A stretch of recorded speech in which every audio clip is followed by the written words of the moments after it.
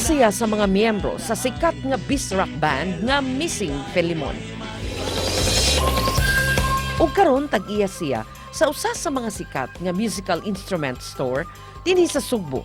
Apan taliwa sa pandemya, nagpabilin ang iyang negosyo ug nakatabang pa sa uban. Tara, ato siyang ila-ilahon ug sayran ang iyang sikreto. Ug makauban nato sa programa mga kapuso, Goomer Entero. Hi sir, welcome sa GMA Regional TV Live. Hi Sir Nico, good morning and good morning sa atong mga viewers diha. Kamusta mo tanan? Okay kayo mi sir. Ikaw sir, kumusta man karon ug unsay gikabisihan nimo? Diya na naninda taon og mga gitara og ubang mga musical instruments. Medyo lisod gid kayo pag labi na tong pag-lockdown kay naundang ang atong lessons. So among gibuhat is nag-offer me og delivery. So mo message sila sa among page and then ipa-deliver na mo ang sa ilang paliton. Gawas sa pamaligya sir og mga musical instruments, you're also into teaching, di ba?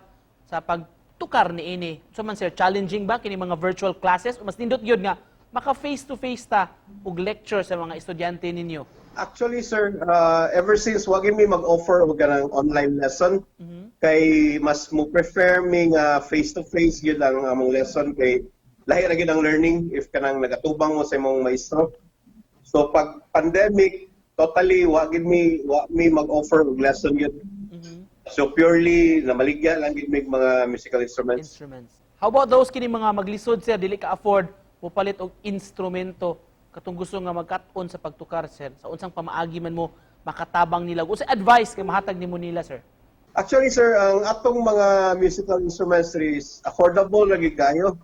And then nasa tay mga options like layaway. Yan na po tayo gi-partner nga kanang credit company gani para mahog na installment. So gaan ra ang kuan ba? Dili kayo bugat sa bulsa.